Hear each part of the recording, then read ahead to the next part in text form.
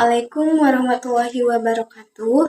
Halo teman-teman, perkenalkan nama saya Rohayati. Saya adalah mahasiswi pendidikan matematika semester 3 di STKIP Muhammadiyah Kuningan. Sebelumnya saya ucapkan terima kasih kepada Bapak Riki Wuliardi MPD selaku dosen pengampu mata kuliah praktik alat peraga matematika. Teman-teman, pernahkah kalian lihat mobil yang dicuci di tempat pencucian mobil? Mobil diangkat untuk memudahkan pencuci dalam menjangkau semua bagian yang kotor. Kira-kira dengan alat bantu apa ya mobil tersebut dapat terangkat? Dan bagaimana prinsip kerja alat tersebut? Nah, pada kesempatan kali ini saya akan membuat miniatur lift hidrolik sederhana.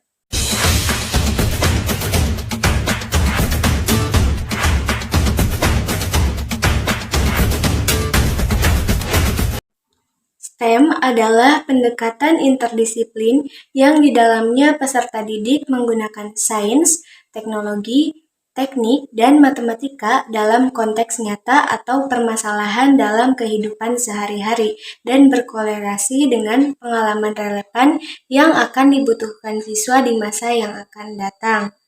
Nah, kompetensi dasar dari praktik alat peraga ini yang pertama, menerapkan hukum-hukum fluidastatis dalam kehidupan sehari-hari. Yang kedua, merancang dan melakukan percobaan yang memanfaatkan sifat-sifat fluidastatis. Berikut presentasi hasil percobaan dan pemanfaatannya. Nah, tujuan pembelajarannya sendiri, yang pertama untuk mengetahui pengaruh miniatur lift hidrolik terhadap pembelajaran STEM pada siswa kelas 11.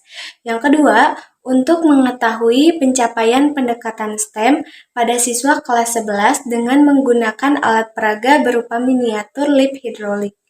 Kemudian analisis STEM, yang pertama sains. Faktual, tekanan dalam cairan diteruskan secara merata ke segala arah.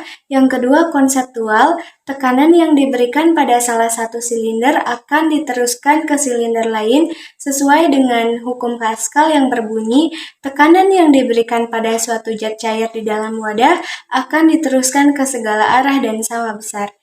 Yang ketiga prosedural, yaitu cara kerja peralatan lift hidrolik. Kemudian teknologi. Pertama, lift hidrolik pasif, yang kedua penerapan fluidastatis, yang ketiga penerapan sistem hidrolik, yang keempat internet untuk mencari informasi terkait lift hidrolik, yang kelima komputer atau laptop untuk membuat laporan. Kemudian engineering, yang pertama merancang miniatur lift hidrolik, yang kedua membuat miniatur lift hidrolik, yang ketiga, merancang sistem hidrolik. Yang keempat, mengevaluasi hasil pekerjaan. Dan yang kelima, merancang ulang jika diperlukan berdasarkan hasil evaluasi. Yang terakhir, analisis STEM-nya yaitu mathematics.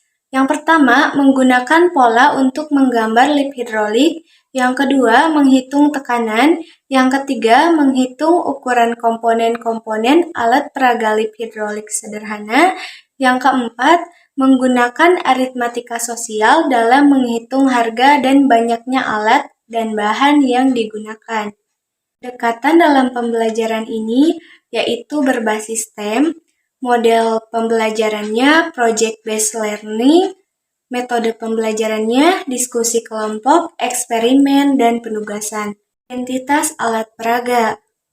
Nah, alat peraga yang saya buat adalah miniatur lift hidrolik. Pernahkah kalian melihat mobil yang sedang dicuci di tempat pencucian mobil? Mobil diangkat untuk memudahkan proses pencucian. Dengan alat bantu apakah mobil tersebut dapat terangkat? Dan bagaimana prinsip alat kerja tersebut? Pada kesempatan ini, saya akan melakukan percobaan berbasis proyek, yaitu membuat lift hidrolik sederhana.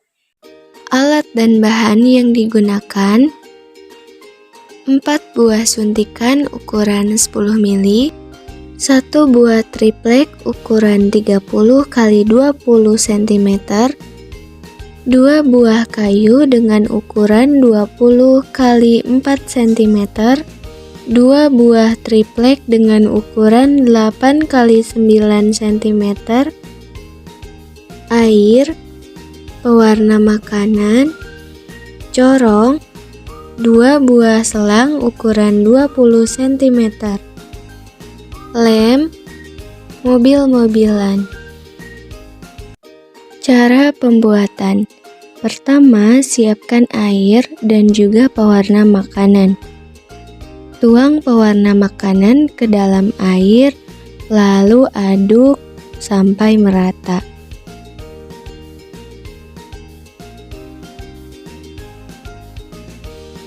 Masukkan suntikan ke setiap ujung selang.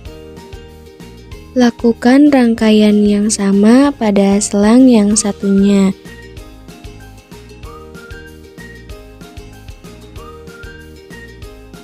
Buka salah satu ujung suntikan, kemudian masukkan air dengan menggunakan corong.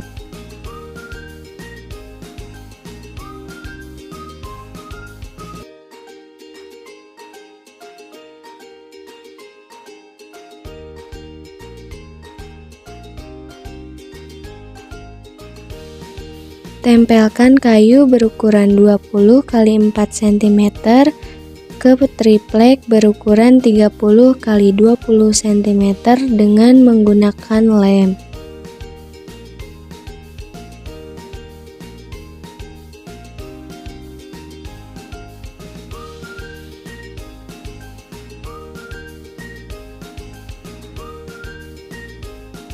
Lem suntikan pada kayu berukuran 20 x 4 cm.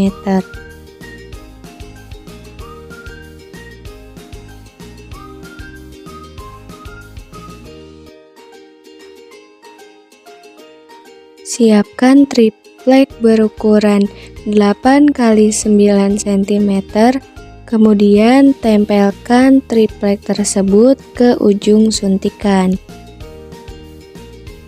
Lem suntikan ke setiap sisi triplek.